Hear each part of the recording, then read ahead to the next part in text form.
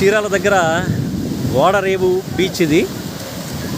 సముద్రం ఎప్పటికీ ఒక ఉత్తేజం, ఒక ఎమోషన్ కలిగిస్తూ ఉంటుంది. ప్రతిసారి కూడా ఎప్పుడు వచ్చినా కూడా ఒక నూతనత్వం, ఒక కొత్తదనం, ఒక ఎక్సైట్మెంట్ అనేది ప్రతి మనిషికి సహజం అనిపిస్తూ ఉంటుంది.